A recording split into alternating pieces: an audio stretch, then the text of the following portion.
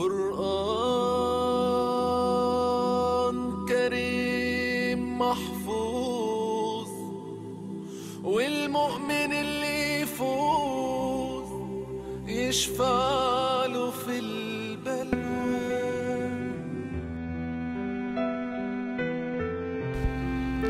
Hamdun, si penyair gila. Di suatu daerah ada seorang yang bernama Hamdun yang dianggap berkelakuan gila oleh sekitarnya. Entah dari mana asalnya, tak satu pun dari penduduk daerah itu mengetahuinya. Tiba-tiba saja hadir di sana. Kegilaannya biasa datang pada malam hari. Hamdun akan bersyair dalam kegilaannya. Pada siang hari, terkadang ia berlari berkeliling pasar atau ikut bermain dengan anak-anak. Para penduduk sudah biasa melihat tingkah lakunya. Mereka tidak khawatir pada anak mereka karena Hamdun tidak pernah menyakiti orang lain, terlebih lagi ia sangat sayang pada anak kecil. Ada saja orang yang kasihan dan membawakan makanan untuknya buat berbuka puasa. Setahu mereka, Hamdun tidak pernah terlihat berbuka siang hari, tiada putus puasanya. Yang lebih mengherankan lagi, Hamdun tidak mau tidur di sembarang tempat. Ia lebih suka tidur di emper satu-satunya masjid di daerah itu. Ia selalu tidur pada pagi hingga petang dan berjaga pada malam hari. Suatu malam, kala kegilaannya datang, Hamdun bersyair, "Wahai kekasih, padamu aku memuji, padamu aku berbakti, engkaulah yang aku cintai. Wahai kekasih, jangan kau tinggalkan aku, jangan kau benci aku, jangan kau cemburui aku, karena cintaku hanya untukmu." Setelah bersyair berulang-ulang memuji kekasihnya, ia pun mengakhiri syairnya dengan menangis. Siang itu singgahlah seorang musafir di masjid. Setelah sholat zuhur ia keluar dan mendekati Hamdun yang sedang tidur. Ia mencoba membangunkannya, tetapi Hamdun tetap saja nyenyak dalam tidurnya.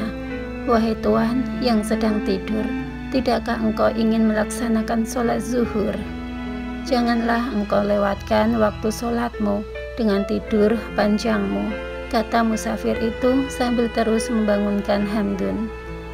Hamdun pun akhirnya bangun dan menatap si musafir lalu berkata, "Apa pedulimu denganku? Aku sedang bermimpi bersama kekasihku, tetapi engkau telah mengusik keasyikanku dengan sang kekasih. Tidakkah engkau ingin melaksanakan sholat untuk menyembah Tuhanmu?" Tanyanya. "Tuhan, Tuhan yang mana?"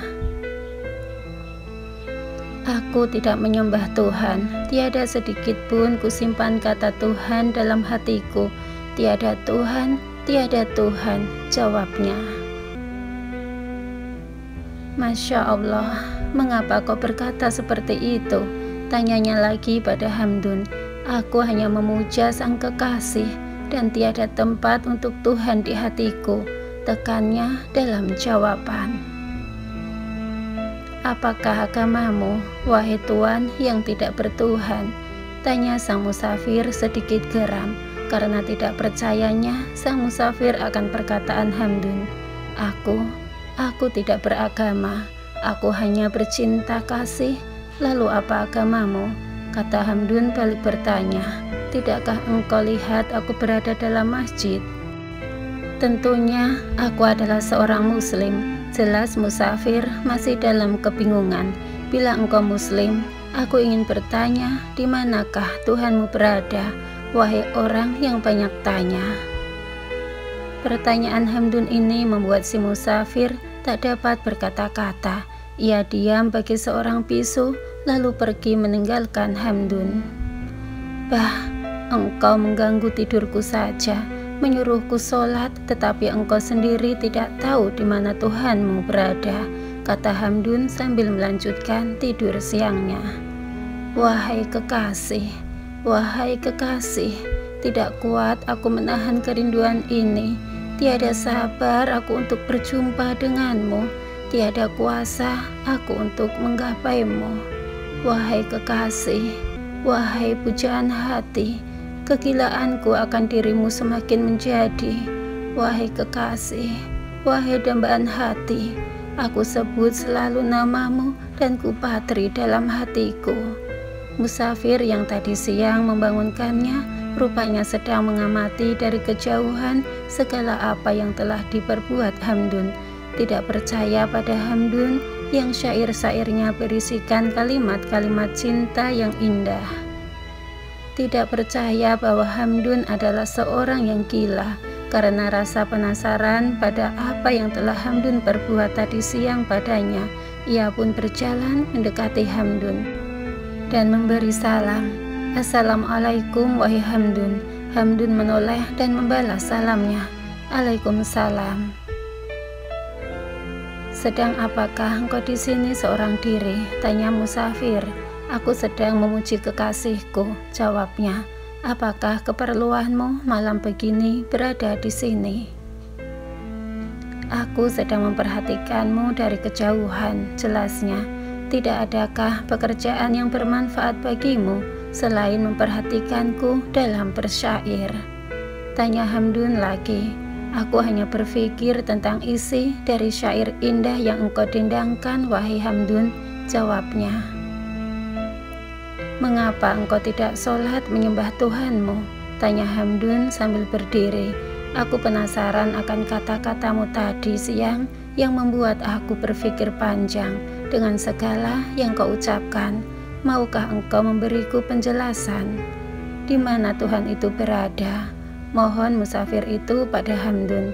Selama ini engkau menyembahnya, tetapi engkau sama sekali tidak tahu di mana ia berada. Sungguh sia-sia segala apa yang engkau kerjakan itu, wahai musafir, jelasnya. Tuhan itu banyak, dan jangan sekali-kali lagi engkau berkata menyembah Tuhan, karena engkau akan berada dalam kesesatan. Engkau pasti bertanya, mengapa aku tidak bertuhan, dan mengapa tidak beragama, bukan? Musafir itu menganggukkan kepala. Aku tidak menyembah Tuhan, tetapi aku menyembah Sang Kekasih, yaitu Allah Subhanahu wa Ta'ala. Mengapa aku mengatakan tidak beragama? Karena Allah tidak lagi memberatkannya kepadaku, karena aku telah menjadi kekasihnya. Apapun yang Dia pilihkan kepadaku, itulah yang terbaik buatku, walau neraka yang diinginkannya untukku. Aku bersedia masuk ke dalamnya dengan cinta kasihnya. Untuk apa aku memilih surga bila tidak bisa menjadi kekasihnya dan tidak bisa berjumpa serta melihat keindahan wajahnya yang maha indah itu? Astagfirullah, maha suci Engkau ya Allah dari segala prasangka buruk hamba-Mu. Mohonnya pada Allah setelah mendengarkan penjelasan dari Hamdun. Tapi mengapa sewaktu aku menyuruhmu sholat tadi siang engkau menolak? Lanjutnya, apakah setiap perbuatan selalu harus aku pamerkan kepada semua manusia? Apakah engkau mengetahui kapan aku sholat tadi siang? Hamdun balik bertanya. Tidak, jawabnya.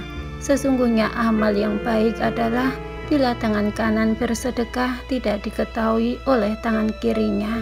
Janganlah engkau pamerkan segala amal yang engkau lakukan, karena itu semua akan menjauhkanmu dari Allah. Engkau akan memakan puji-pujian orang lain, lalu engkau akan menjadi riya karenanya. Bukankah tidak jauh dari daerah ini ada sebuah hutan? Aku pergi ke sana untuk melaksanakan sholat dan meninggalkan tubuhku tetap terbaring dalam nyenyaknya tidur, agar orang melihat apa yang aku perbuat, dan tetap seperti itu pandangan mereka. Hamdun menjelaskan. Lalu, dengan apakah caranya engkau sholat bila tubuhmu engkau biarkan terbaring dalam nyenyaknya tidur di depan masjid ini? Rasa ingin tahu musafir itu semakin menjadi. Aku memakai tubuh kekasihku yang maha zahir dan maha batin, jawab Hamdun, dan lanjutnya lagi. Besok siang setelah sholat zuhur, lihatlah tubuhku yang berbaring nyenyak di depan masjid. Jangan sekali-kali engkau ganggu tidurku.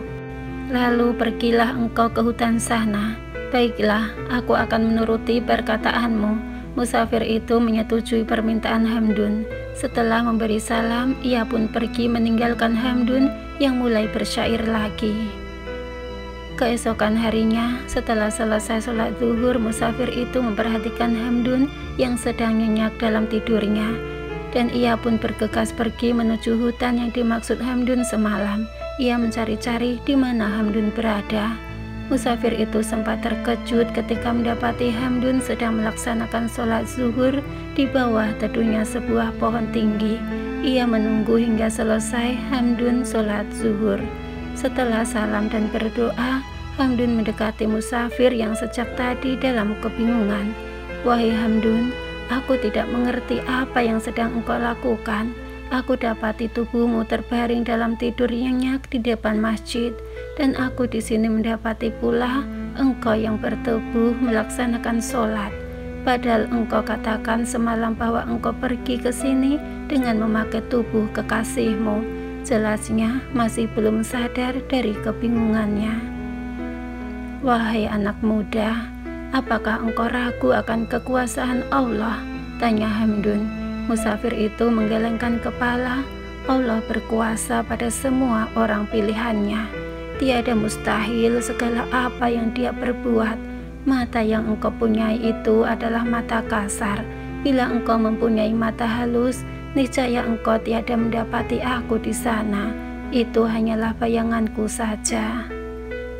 Dan tubuh asliku yang sebenarnya ada di sini, berada di hadapanmu. Mengapa pula aku katakan aku memakai tubuh kekasihku?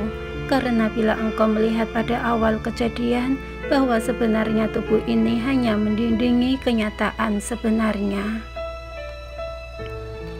Dinding itu akan hilang bila engkau telah menyerahkan segalanya pada Allah. Bila engkau tiada melihat dinding itu, maka engkau telah memakai pakaian sebenarnya, yaitu pakaian ruh.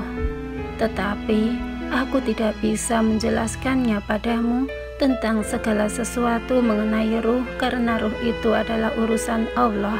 Mereka yang tidak mengerti akan menghalalkan darahku, jelasnya. Aku sedikit paham apa-apa yang telah engkau jelaskan, wahai Hamdun, kata musafir itu. Sekarang lihatlah apa yang ada di balik jubahku ini, kata Hamdun sambil memperlihatkan sesuatu di balik jubahnya. Cahaya terang memancar dari dadanya dan menyilaukan mata musafir itu. Karena terkejut dan takjubnya akan terangnya cahaya itu, ia pun pingsan. Tak beberapa lama ia sadar dari pingsan dan tidak mendapati Hamdun di sana. Ia pun berlari untuk menemui Hamdun yang sedang berbaring nyenyak di depan masjid.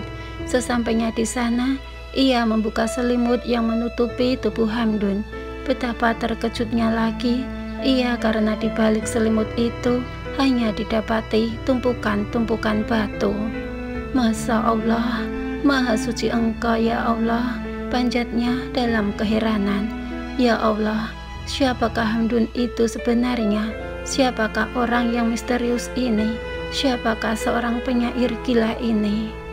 Doanya dalam hati. Ia pun pergi dengan membawa bermacam kebingungan dan selalu memohon petunjuk pada Allah. Siapa sebenarnya orang gila yang ia temui itu? Demi Al-Quran yang penuh hikmah, dan kami adakan di hadapan mereka dinding dan di belakang mereka dinding pula, dan kami tutup mata mereka sehingga mereka tidak dapat melihat. Wallahu a'lam bishawab. Wassalamualaikum warahmatullahi wabarakatuh.